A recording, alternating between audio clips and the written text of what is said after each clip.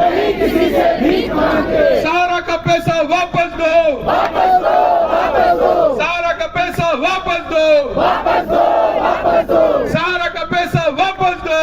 वापस दो, वापस दो। अरे पैसा तुमको वापस देना होगा, देना होगा, देना होगा, पैसा वापस देना होगा, देना होगा, देना होगा, पैसा वापस देना होगा, देना होगा, देना होगा, वरना तुमको जाना होगा, जाना होगा, जाना होगा, वरना तुमको जाना होगा।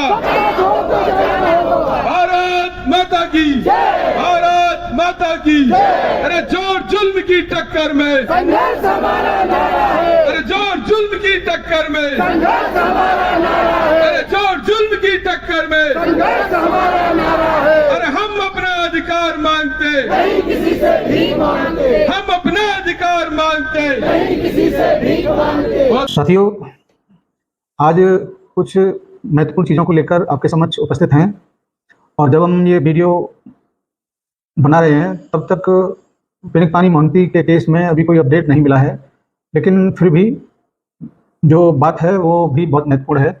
वर्तमान में पूरे देश में सेबी, अडानी और हिंडनबर्ग का चर्चा बहुत तेज़ी से जोरों पर है और जब सेबी का मैनेजमेंट या सेबी की प्रमुख माधुरी पुरी का जो मामला है, प्रकरण है, वो जब प्रकाश में आता है तो वही जज बन जाती हैं, वही मुजरिम हैं और वही निष्पक्ष न्याय भी दे देती हैं, जो कि आप लोगों ने सुना होगा, पढ़ा होगा।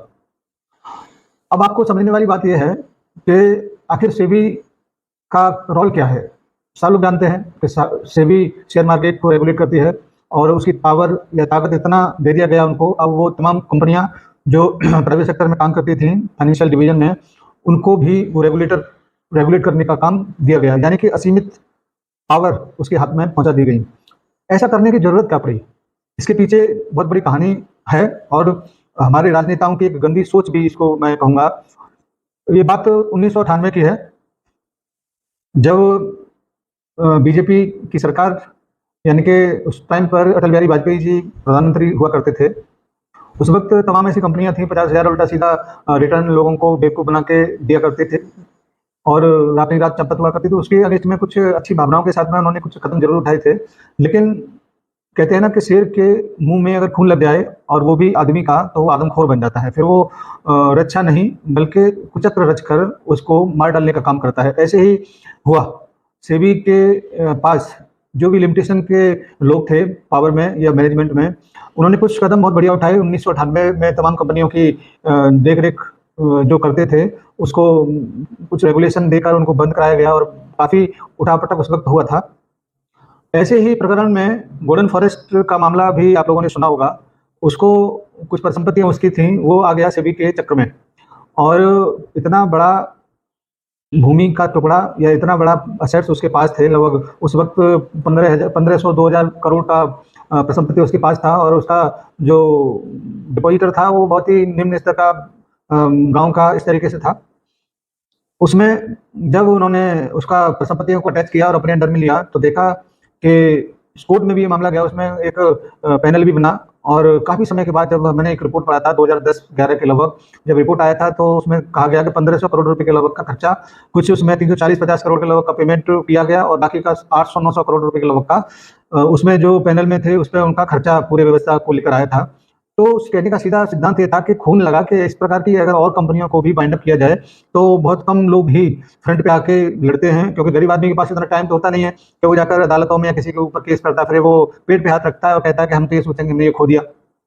इन्हीं सारी चीज़ों को लेकर वो सहारनिया परिवार के बारे में भी यही चीज़ें सोचने लगे, क्योंकि 1998 के बाद 2003 के लगभग की बात है जब सरासरी जी के लड़के बच्चों की शादियां हो रही थी। उस वक्त हिंदुस्तान की सबसे महंगी शादी और उसमें ऐसा कोई भी व्यक्ति शेष नहीं बचा था जिसको वहां पर बुलाया नहीं गया हो, और इतना भव्य तरीके से शादी करने के बाद वो तमाम ऐसे रेगुलेटरों के निगाहों में आ गए और फिर कहानी वहाँ से ही बनना शुरू होता है। और किसी भी मामले में अगर इनको लपेटा जाता है तो निश्चित रूप से उनके पास कुबेर का खजाना लगने का पूरा उम्मीद उन लोगों को था।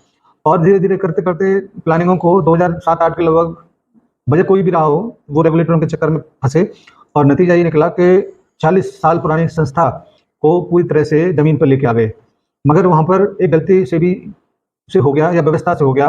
उन्होंने इस बात को नहीं सोचा था कि सहारा का कार्यकर्ता और जमाकर्ता इतना ज़्यादा संघर्षशील होगा कि वो हार मानने के लिए तैयार नहीं होगा। आज की डेट में भी बहुत सारे लोग फ्रंट पे आके सोशल मीडिया के माध्यम से कहीं न कहीं सेबी को कड़ा टक्कर दे रहे हैं और सहारनिया परिवार भी इतना कमज़ोर नहीं था जितना कि वो समझ रहे थे। नतीजा ये निकला कि सेबी गलत फँस गया और गलत फँसने के बाद में अब उसको निकलना, छटपटाना, ये आप लोग भी देख सकते हैं। इसके साथ-साथ जो सरकार के मैनेजमेंट में बैठे हुए लोग भी इस बात को बेहतर तरीके से समझ रहे हैं कि सहारा का मामला जितना हम लोग आसान समझ रहे थे उतना है नहीं और धीरे-धीरे पूरा जनसमूह एक आक्रोश के रूप में आक्रोशित होकर पूरे देश में एक अलग रूप ले रहा है।